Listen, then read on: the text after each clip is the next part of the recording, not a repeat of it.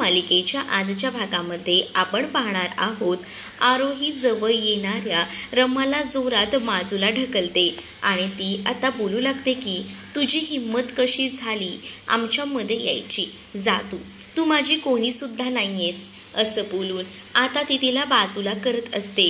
मात्र आता तिला अक्षय म्हणत असतो की हे काय चाललंय बाळा, नको हे सगळं करू. पण आता अक्षयचं ती काही देखील ऐकायला तयार नसते. सरळच अक्षयला ती म्हणू लागते की बाबा, ही बाई मला आपल्याचमध्ये नको आहे, कारण आज यामुळेच आपल्या बाबाला खूप त्रास झाला होता हे आरोहीच्या लक्षात आलेलं असतं. म्हणूनच आरोहीने आता अक्षयला पासून लांब राहायचं असं सांगितलेलं असतं. तर दुसरीकडे तारा, मालविका आणि त्यासोबत इरावती या तिघीही जणी कॉफी पित असताना चीअर्स करतात, कारण त्यांना आता माहिती झालेलं असतं की त्यांचं जे काही आहे ते एकदम फिक्स झालेलं आहे. कारण आरोहीला आता रमापासून तोडायचं हेच तर त्यांचं प्लॅनिंग असतं. पण त्या सगळ्यामध्ये ना आता इरावतीला मालविका म्हणू लागते की पण ती बया कुठे घरात गेली, ती तर आपल्या घरातच आहे ना, मग तो विचार तुम्ही केला आहेत का?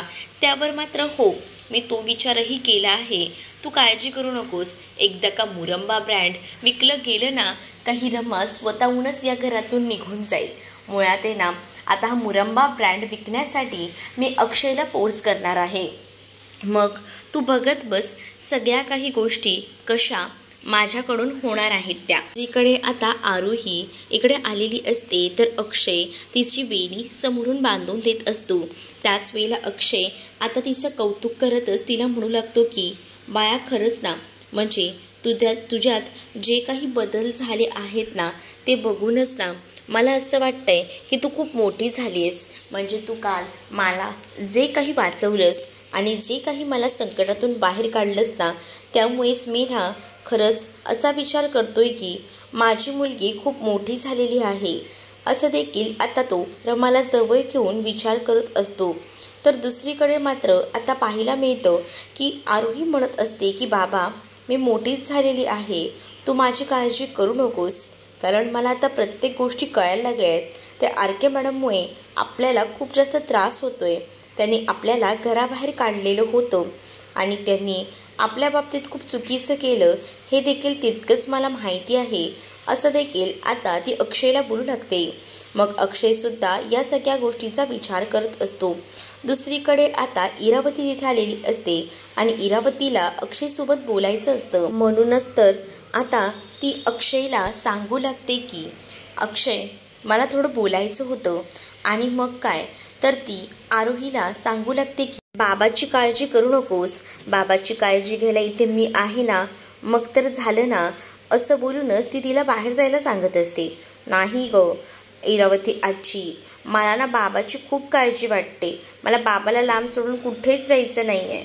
मग मी बाहेर गेल्यावर तू बाबाची काळजी घेशील ना, दे बरं मला पिंकी प्रॉमिस. मग इरावती तिला पिंकी प्रॉमिस देऊ लागते आणि तू ना आता बिलकुलही काळजी करू नकोस, बाबाला मी बघते, असं देखील आता म्हटलं जातं.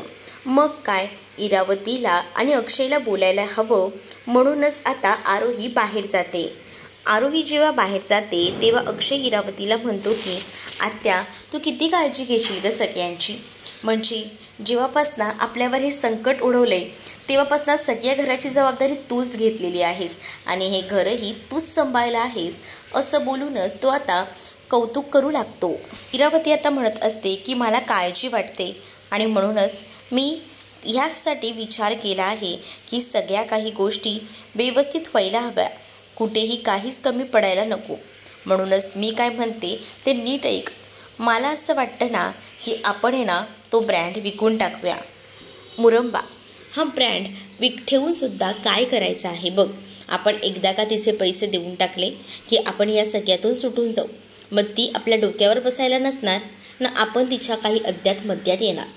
तिला तिचे पैसे देऊन टाकले तर मग आपण मोकळे झालो ना, असं देखील इरावती आता बोलू लागते. कारण आहे ना, या सततच्या त्रासाचा कंटाळा आलाय रे अक्षय आता. अक्षयला ती जबरदस्ती तो मुरंबा हा ब्रँड विकायला सांगत असते. अक्षय खरं तर मनापासून या सगळ्यासाठी तयार नसतो, पण इरावती फोर्स करून त्याला या सगळ्यासाठी तयार करत असते. कारण तो ब्रँड तिला हवा असतो आणि त्याचसोबत ते पैसेसुद्धा. आणि त्यासाठी ती अक्षयला या सगळ्यामध्ये जोर जबरदस्ती करण्याचा प्रयत्न करू लागते. मग जेव्हा ती ही जोर जबरदस्ती करत असते ना, तेव्हा मात्र आता अक्षय इरावतीकडे पाहू लागतो आणि इरावतीला म्हणत असतो की तू जे काही बोलतेस ते सगळं ठीक आहे, पण हे सगळं करून सगळ्या काही गोष्टी ओके होणार आहेत का? मला ना खरंच भीती वाटते. मग होतील ह्या सगळ्या गोष्टी नीट, नको काळजी करूस. मला माहिती आहे ना, या सगळ्या गोष्टी ठीक करण्यासाठीच तर मी इथे आलेली आहे. तू टेन्शन घेऊ नकोस, असं देखील आता म्हटलं जातं. मग या सगळ्या गोष्टी जेव्हा सांगितल्या जातात ना, तेव्हा मात्र आता कुठे जाऊन अक्षय जो आहे तो मुरंबा ब्रँड हा विकायचा ठरवतो आणि तो आता तातडीने रमाला भेटायचा ठरवतो. तूही बघितलंस ना, आता आरोही ही मोठी झाली. आरोहीलाही बऱ्याच गोष्टी कळत आहेत की कोण योग्य आणि कोण अयोग्य ते. त्यामुळे तू इतकं टेन्शन घेऊ नकोस की आरोही या सगळ्याचा काय विचार करेल ते. मला तर असं वाटतं ना की आरोहीलासुद्धा तुझा हा निर्णय आवडेल. मग काय विचार करतोयस तू? अक्षयला ते विचार करण्यासाठी भाग पाडत असते. बिचारा अक्षय, त्याला हा ब्रँड विकायचा नसतो, पण इतका फोर्स जेव्हा इरावती करते ना, तेव्हा अक्षयला आता तो ब्रँड जो आहे तो विकावा लागणारच असतो. त्याच्याकडे दुसरा कोणताही ऑप्शन जो आहे तो आता उरलेला नसतो आणि त्यामुळेच आता तो ब्रँड विकायचा ठरवतो. मग आता या सगळ्या ब्रँडबद्दल जेव्हा आता तो बोलू लागतो, तेव्हा मात्र आधीच सगळे पेपर्स जे आहेत ते बनवून ठेवलेले असतात. कारण याआधीसुद्धा तिने फोर्सफुल्ली त्याला तो ब्रँड विकण्यासाठी मजबूर केलेलं होतं आणि तेव्हा पेपर्सही बनवलेले होते आणि तेच पेपर्स आता तो काढून आणून दाखवू मग काय, या पेपर्सवर सह्या झाल्या की सगळं काही आपल्या मनाप्रमाणे होईल, हे सुद्धा आता या इरावतीला माहिती झालेलं असतं. आणि म्हणूनच तर इरावती आता या सगळ्याचं नियोजन करत असते. एकदा का सही झाली की आपण या सगळ्या वादातून बाहेर पडू, असं देखील ती आता अक्षयला म्हणू लागते. मग अक्षयही आता या सगळ्यासाठी कसाबसा मनापासून का होईना तयार झालेला असतो. अक्षय खरं तर हे सगळं जे काही करत असतो ना, ते फक्त या इरावतीच्या सांगण्यावर ना. कपाटातून तो फाईल काढतो आणि मन घट्ट करतो, कारण त्याला आता काही झालं तरी जावं लागणारच असतं. आणि म्हणूनच तर त्यांनी आता निर्णय तर घेतलेला असतो. इरावती या सगळ्यामुळे खूप जास्त खुश झालेली असते आणि इरावती विचार करते की चला, फायनली आपण जे ठरवलं होतं त्या सगळ्या गोष्टी एकदम परफेक्ट जुळून आलेल्या आहेत आणि या अशाच गोष्टी आपल्याला हव्या होत्या. म्हणूनच तर ती आता अक्षरशः हात जोडते देवापुढे, कारण तिला माहिती असतं की आपल्याला ज्या गोष्टी हव्या आहेत त्या आपण अक्षयकडनं कशा करून घेणारच. आणि आता त्या रमाला मी कसं तोंड दाखवते, कसं मॅनेज करते, या सगळ्याचं नियोजन तिनं केलेलं असतं. दुसरीकडे इथं आरोहीचे केस विंचरण्याचं काम मालविका करत असते. पण मालविका जेव्हा ते केस ओढते ना, तेव्हा मात्र खूपच जास्त वेदना बिचाऱ्या आरोहीला होत असतात. आरोहीची जरा देखील ती फिकीर करत नाही. जे येतील तेवढे केस ती फणीमध्ये घेऊन जोरजोरात ओढू लागते आणि त्यामुळेच ना आता भयंकर असा त्रास जो आहे तो खरं तर आरोहीला होत असतो. लांबूनच हे सगळं काही रमा पाहते. रमा तिथे जाते आणि मालविकावर ओरडते. मालविकाला म्हणते की तुला काही कळतंय का? तुला असं वाटत असेल की हे सगळं काही तुझ्या मर्जीने होतंय, पण लक्षात ठेव, बिचारा माझ्या मुलीला त्रास होतो या सगळ्याचा, लांब राहा माझ्या मुलीपासनं. मग काय, जेव्हा हे सगळं काही रमा मालविकाला बोलते तेव्हा इकडे आरोहीची बाजू घेऊनच तर बोलत असते ना. पण त्यावेळेला ना आरोही रमाची बाजू बिलकुलही घेत नाही. ती सरळ तिला म्हणते की आरके मॅडम, तुम्ही ना याबद्दल बोलूच नका. आता रमाला आई म्हणत नसते तर मालविका मॅडम असं म्हणत असते आणि जेव्हा ती मालविका मॅडम असं म्हणते ना, तेव्हा कुठेतरी मनाकडे वाईट असं वाटू लागलेलं असतं. आणि त्यामुळेच ना आता ती विचार करू लागते की काहीतरी गडबड आहे, पण काय करावं आणि काय नाही हे मात्र आता तिला कळत नसतं. ती खूप जास्त विचारांमध्ये असते. पण आता रमा हरून गेलेली असते. अक्षय तिथे येतो, कारण अक्षयला असं वाटत असतं की आपण जे काही आहे ती भांडणं आता मिटवून टाकावी, का परत हे सगळं घेऊन बसायचं. आणि म्हणूनच तर अक्षय आलेला असतो. आणि अक्षय आता तिथे आल्यावर जोरात ओरडू लागतो, आणि माझ्या मुलीला जर तू तिच्या आसपासही नको असशील तर तिच्यापासून लांबच राहा. असं देखील आता तो तिला म्हणत असतो. त्यावरती आरोही तिला सांगते मी ती तुला त्रास देते, तरीसुद्धा जर आरोही ऐकत नाही आहे तर कशाला तू तिच्या मागे पुढे करतेस. मालविका जा त्या आरोहीला आतमध्ये घेऊन जा, असं देखील बोललं जातं. मग आता मालविका जी आहे ती आरोहीला आतमध्ये घेऊन जाते. तर अक्षयचं काम आहे, अक्षयला तुझ्याशी बोलायचं आहे असं देखील म्हटलं जातं. काय होतं तुमचं माझ्याकडे काम, बोला ना, असं आता रमा विचारते. त्याच वेळेला आता रमाला इरावती सांगू लागते की त्याला तो ब्रँड विकायचा आहे. कोणता ब्रँड? तर आम्हाला हा ब्रँड नको आहे आणि त्या ब्रँडबद्दल ती माहिती सांगू लागते. मुरंबा ब्रँड आता विकून टाकायचा आहे, आम्हाला नाही ठेवायचा आहे. निर्णय अक्षयने घेतलेला आहे. पण आता तुम्ही का हे सगळं बोलताय? हे सगळं ना मला ह्यांच्या तोंडून ऐकायचं आहे. तुम्ही बोला तेव्हा मी या सगळ्यावर विश्वास ठेवेन, असं देखील आता रमा बोलू लागते. आणि रमा जेव्हा हे सगळं काही विचारू लागते तेव्हा अक्षयचं तोंड मात्र आता एकदम शांत असतं. अक्षय काहीच बोलू शकत नसतो. तर रमा बोलत असते की काय झालं, बोला ना तुम्ही बोलाल ना तेव्हाच मला काय त्या गोष्टी कळतील. मी स्वतःहून एकटी कोणतेच निर्णय घेणार नाही आहे आणि कोणाचं ऐकून तर नाहीच नाही. त्यामुळे तुम्ही या सगळ्यामध्ये बोला, त्यानंतरच आपण काय तो निर्णय घेऊया. तुम्हालाही असंच वाटतंय का की आपण हा मुरंबा विकायला हवा? कारण तुम्हालाही माहिती आहे हा मुरंबा ब्रँड जो आहे तो आपल्यासाठी किती परफेक्ट असा होता, आपल्या परिस्थितीला सावरणारा होता. आणि हा नुसता मुरंबा नाही आहे, आपल्या प्रेमाचा मुरंबा आहे. हे तुमच्यासुद्धा लक्षात असेलच ना, कारण अक्षयनेच या मुरंब्याला प्रेमाचा मुरंबाचं नाव दिलेलं असतं आणि रमाने अक्षरशः त्याला त्या सगळ्या गोष्टींची आठवण करून दिलेली असते. कारण रमालाही वाटत असतं की हा ब्रँड विकू नये, पण आता अक्षय या इरावतीचं ऐकून हा ब्रँड विकण्यासाठी तयार झालेला असतो ना, म्हणून रमाला असं वाटतं की आपण असं काही बोलू तर नक्कीच अक्षयचं मतपरिवर्तन होईल आणि त्याचसाठी ती प्रयत्न करत असते.